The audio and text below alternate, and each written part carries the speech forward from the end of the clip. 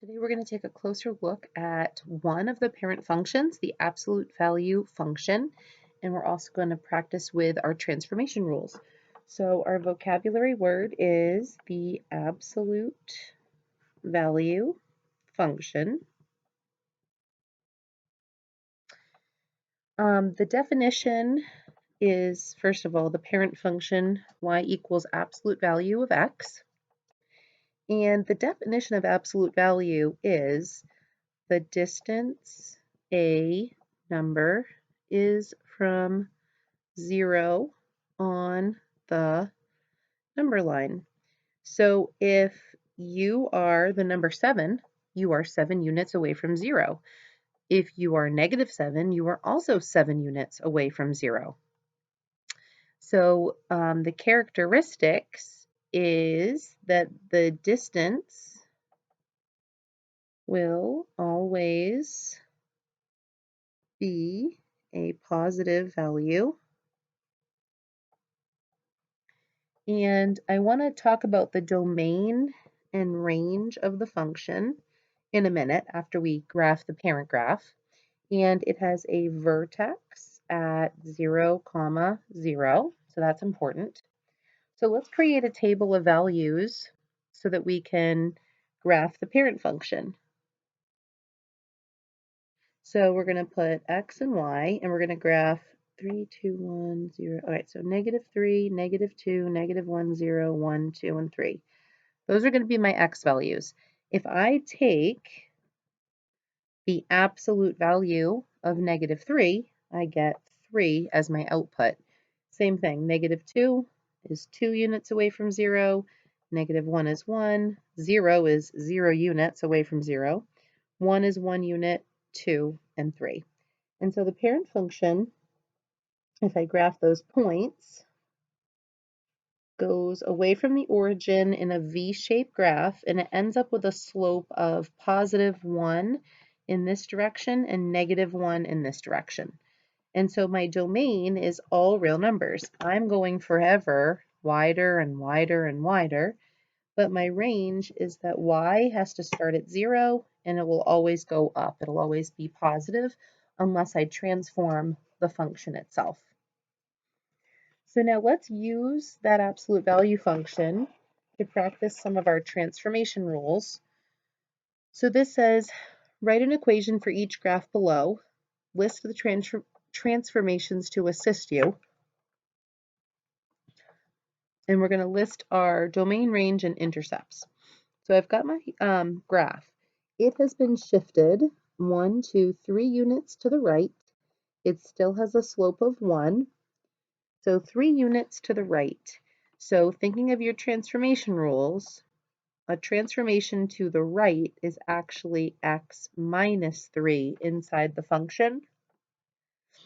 What's its domain? It's still going forever from left to right. I can go out forever in either direction, but my range is still y has to be greater than or equal to 0. Let's see, it has an x-intercept at 3, 0.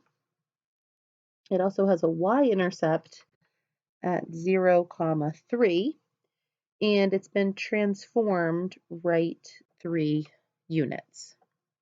So my recommendation is that you pause the video and complete 2, 3, and 4 as practice, and then unpause the video and see what the answers were. Follow along with the answers. All right. So on equation number 2, we've been transformed down 6 units. So down 6. I still have a slope of 1 and -1. I haven't moved left or right. So to go down 6, that's going to be a -6 outside of the function. Its domain is still going forever in both directions, but now the y values can go all the way down to -6. So y is greater than or equal to -6. It has 3 intercepts that I can see. So it has one at 0, -6, one at 6, 0, and one at -6, 0. All right, I hope you paused the video to try these two problems on your own, kind of like it's a quiz, or else you're never going to practice with this material. So you should have practiced on your own. So now let's see, what has actually happened? Going left 3 and down 2. Left 3, down 2. Oh, and what's the slope of this line? Doesn't this have a slope of 2? So it's been stretched steeper times 2 then. So that's going to be another transformation. So y equals 2 times, if I want to go left 3, x plus 3 is inside the function, and down 2 would be a minus 2 outside the function. My domain is still all real numbers. Let's see, I start down here at -2 and I go up forever. So y is greater than or equal to -2.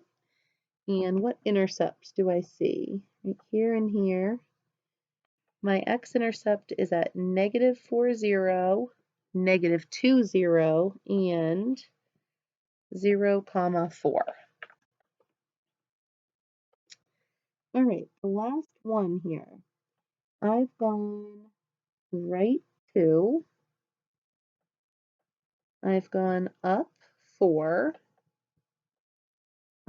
I've now been flipped over the x-axis, and my slope is now a half, right? Up 1/2, slope of a half. It's less steep. This was more steep, less steep.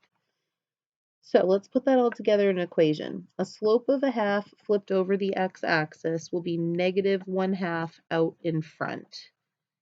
To go right 2, x minus 2 is inside the function, and up 4 plus 4 is outside the function. Domain is still all real numbers. This time the range starts at 4 and it goes below. So y is less than or equal to 4 this time. I have an intercept at 0, 3. Another one at, is that 1, 2, 3, 4, 5, 6, -6, 0. And then if we continued this pattern, down 1/2, down 1/2. So if this is 6, 7, 8, 9, 10 would be my other intercept at 10, 0. Right, because my vertex was at 2, so 2 to -6 is 8, and 2 to 10 is also 8. Should be symmetrical. So that is some practice with absolute value and transformation rules. So the page that you're going to do for practice today to submit is 206. And let me just get you started on 206. So you have to write a new equation for each of these graphs. And this is a new function, but they're giving you the parent function up here. So the key point that I want you to look at is this point right here. So where is that point moving? So for example, let me show you, that point has moved there. There's that same point. So there's a flip going on. Now that point is way down here as well. So there's a flip going on up here and down here. So if they all start at that point at +1, think about how far they've moved or flipped. So let me give you an example for this first one. What has happened between these two functions?